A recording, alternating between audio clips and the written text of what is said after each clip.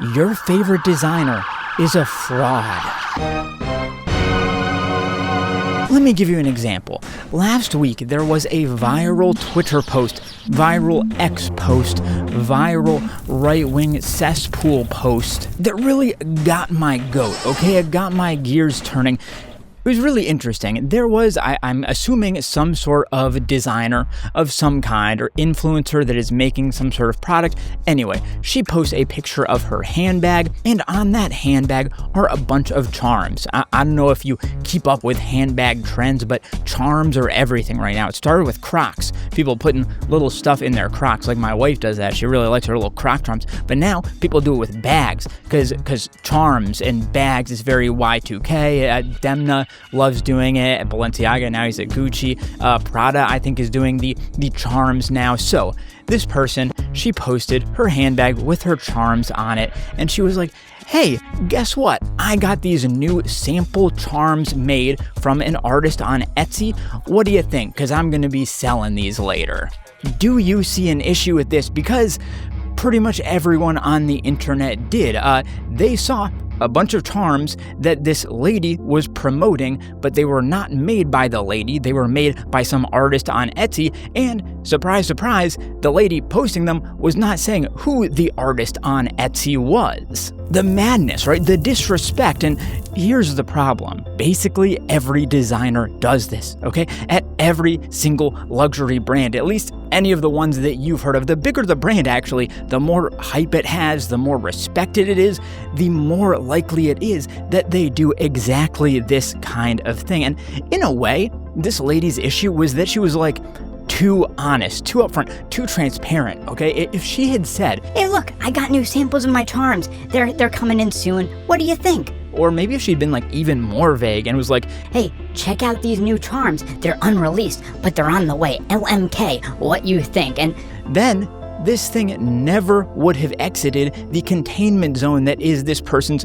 normal audience. Like I exist, most influencers online exist with a certain normal audience, and things don't really leave that too often. It's rare when they do, but this one absolutely did. This lady did not expect the amount of hate that she got, okay? Y'all, I need you to do one thing, and that is join the Patreon, because you'll get exclusive videos, private Discord access, private sales, and much more. Links in the description.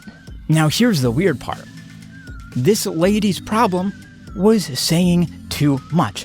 She said outright that the pieces came from Etsy, so if people like the charms, as she clearly hoped they would, given that she apparently wanted to produce more of them for sale, then obviously people would think, okay, well, who's the artist so I can cut out the middleman and get them now, because this person's saying they're a sample, who knows when they'll ever come out, just tell me who the Etsy artist is and I can go buy them. So what am I saying here? What's the moral? Be less honest with your customers about where your pieces come from? That's like the worst, most unethical advice ever. That's cynical as hell. Oh yeah, that's low luxuries advice. Capitalism at all costs. Stomp on people. Kill them, kill them, kill them on your way to the top. It is a zero-sum game, okay? Capitalism is not for the weak. No, that is not what I'm saying. The moral is that the average person doesn't know nearly enough about the fashion industry or the production pipeline for any of this stuff, okay?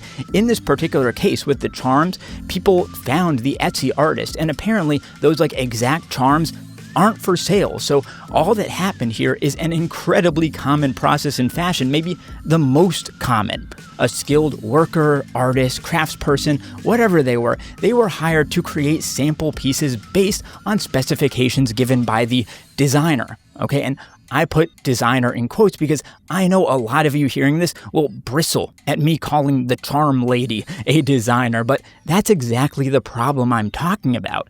She's just using the same process that Eddie Slimane does, that Matthew M. Williams does, that Virgil Abloh did, okay? In fact, for a lot of these brands, the creative director, the person that we think of as the designer, doesn't even see the piece until it's getting sent out to stores to sell. How crazy is that?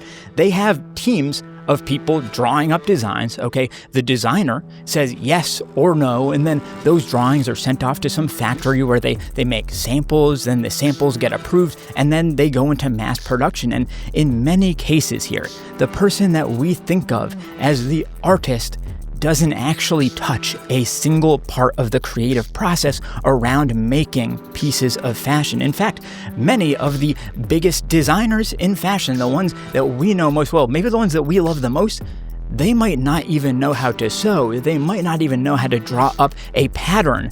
And that's not necessarily a bad thing, or it's not necessarily something that's looked down on in the fashion world. In fact, I think shows like Project Runway, they really gave people the wrong idea here, because they made it seem like every single fashion designer knows how to make pieces of fashion by hand, and that was the skill of being a fashion designer. But when Heidi Klum and Tim Gunn, they went off to Amazon to make their own fashion competition show years later to follow up Project Runway, when they did that, they did not make it a requirement that each designer needed to know how to sew. In fact, that competition was about designing up the items, creating like the tech packs, and then sending them off to seamstresses to actually sew it together. And that was seen as perfectly acceptable in that case, and that's much closer to reality. So maybe the deeper question is, do we have it all wrong? Is up down, all right? Is left right? Are the designers not really designing?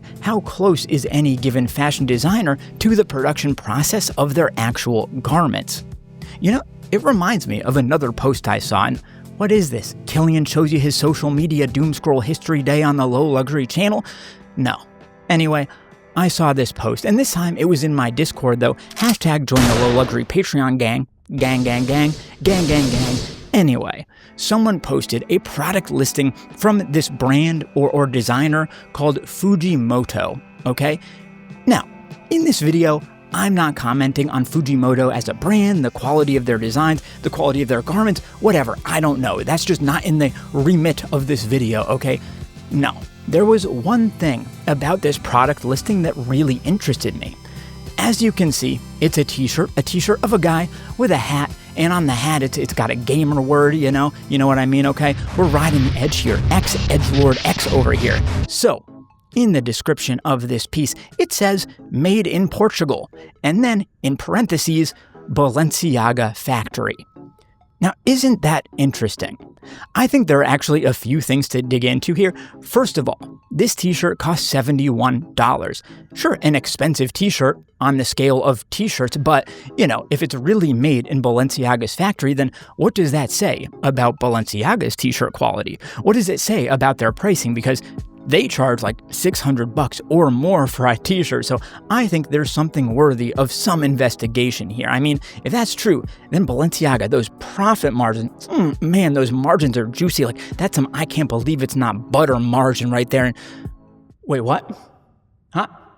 You're saying that's margarine and not margins. Okay. My bad. Okay, whatever. Pricing aside, I just want to talk about the entire concept of listing that t-shirt as being made in Balenciaga's factory. Number one, I think it's really funny to list it as that because it's basically like unfalsifiable. I can't walk up to Balenciaga's factory and ask them, hey, do you also make Fujimoto t-shirts? So it's kind of like a great gambit, right, when you think about it. When I launch my clothing brand, I'm just going to say, made in the Saint Laurent factory, okay? Made in the Gucci factory, because why not? I say so. But for a moment, let's take it as true. That t-shirt really is made in Balenciaga's factory. What does that mean? What is the value in that? How much value do we place on it being made in some Portuguese factory that also makes stuff for Balenciaga? Because I can pretty much guarantee that Demna Visalia or any of the designers on his team that work for him never really steps foot in that factory. If anyone from Balenciaga steps foot in that factory, it's somebody just doing like quality assurance, not like one of the designers, the artists or whatever. So it is just a bunch of seamsters, if that's a word, in a factory sewing together graphic t-shirts and graphic hoodies that then go to Balenciaga. Is that worth something? For Fujimoto, as like a promotional piece in that description, does it really add something for the consumer to know this was made in a factory that just does this other thing over here? Like, it's one thing to say, hey, I have this piece right here, and it's by my brand, but the artisan that made that is also the artisan that makes these one-of-one pieces for this other designer over here. That would be perfectly acceptable and have some cachet. But if you move this into any other kind of industry, it starts to fall apart. Like imagine you make tractors or you make lawnmowers, okay? And you're like, hey, did you know that the blades of my lawnmowers get sharpened in the same blade sharpening factory that sharpens John Deere's blades? That's pretty cool, right? Like nobody cares. You're getting the blades sharpened as long as they're sharp. That's what matters. Is the garment good? That's what matters here. I don't care that it's made in Balenciaga's factory, okay? But that is all taking it as true. What if it's not true? What if they are just saying that because it is unfalsifiable and there's no one to call them on it? It's really interesting because that's actually something that a lot of fakers do, a lot of counterfeiters. Because if you don't know, there are things called replicas in fashion. They advertise being one of one, being perfect replicas of the real luxury piece. In fact, recently, there have been some viral TikToks of Chinese factories saying that they're the ones that really make Hermes bags and things. And to anybody who knows anything, that is clearly ridiculous. Like maybe you can use similar materials or you can use a similar kind of craftsmanship, but you do not make things in the same factory as Hermes because Hermes doesn't make their stuff in China, period. So in this sense, it's really playing into something that these counterfeiters love to do. They love to gain themselves a bit of credibility by saying that they're made the exact same, maybe even in the exact same factory as the real thing. Like, hey, yeah, I know my thing's not real, but we make it in the same factory after hours, actually. So it's really the same thing. Or, my stuff, yeah, it's fake, but it's actually real because it just fell off the back of the truck and it's extra stock. But if you know, these are all just marketing claims and they're all like not based in reality at all, but everybody knows, all these counterfeiters know that they can gain a bit more relevancy and maybe charge a bit more money for their stuff if they make claims like this, even though the people that know it's BS. Now, when it comes to real luxury brands, I'm not saying that the known designers, the names we've all heard of, do nothing. Maybe they make the more complex pieces in-house, like in their in-house atelier, like the crazy complex dresses and suits or whatever, but make the ready-to-wear t-shirts and hoodies and jeans off-site in a factory. Actually, for my personal favorite luxury brand, Enfant Riche de Prime or ERD, it's kind of the opposite. They make the t-shirts and hoodies and I think a lot of the leather stuff in the US, and I'm pretty sure the same place they always have since they started the brand, but as they got bigger and more luxurious, they added an Italian factory to do the tailored pieces. And as far as I know, like no one from ERD lives or works in Italy, so it's probably an almost completely remote production process. And that's far more common than you think. As someone who has spent the last 6 months or so really working at getting a potential clothing brand off the ground, I can tell you that most clothing factories will send brands final pieces without any more communication or involvement than a series of emails. Basically, a designer reaches out to say, "Yo, I want some pants." Let's say.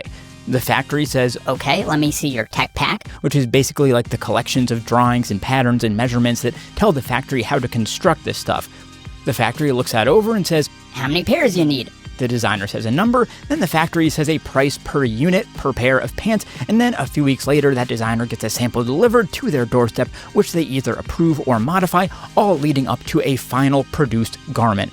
It's really that easy, and I'd say for the vast majority of small upstart brands, this is the level of involvement that the designer has. In fact, it gets even worse because nowadays, I could go to generative AI and probably say, hey, give me pants in a Rick Owens style. And then I could take that design, feed it into another AI and say, hey, give me a tech pack for these pants. And honestly, you'd probably end up with a product that is decent enough to fool most people into thinking you're some genius avant-garde designer. In fact, I can guarantee there are countless small brands almost entirely relying on AI to create their pieces. So, all of that leaves us to ask, who are the real designers? I keep doing this, I can't stop myself. Who can we count on anymore to actually be a part of their own brand's creative process, to have a hand in the creation of their garments in a literal sense? Well, as with many things in fashion, I say, let's look to the Japanese. For example, I've already told you about my love for the designer Shohei Takamiya, an absolute craftsman who creates incredible one-of-one pieces based on each client's style and measurements, and that is probably the highest level of closeness to the process a designer can have, but it also doesn't scale well, like at all. There are only so many pieces a single pair of hands can create in a given amount of time. So, who's out there doing stuff like this with some longevity, with some history and notoriety and scale, like size as a business? Well, first, let me tell you about one of the coolest brands in fashion. I cannot wait to answer that question for you, but here's the thing. This video is just way too long. So here's what I did. I split it in half. Yes, you just got half the video, but next week you're gonna get half too. And in this half, we really are gonna answer the question, is your favorite designer a fraud? And we're gonna look way more close up at some actual pieces of luxury designer clothing that buck this trend, that are made with that close-up craft that the designer, the artist has to the materials, to the garments, to these things. And I will continue on that last track I just teased right there, and I'll tell you who potentially the coolest brand in the world is. So get subscribed. I'll see you next week. Hey, and join the Patreon, okay? The Discord, the exclusive videos, all that good stuff, private sales, join up.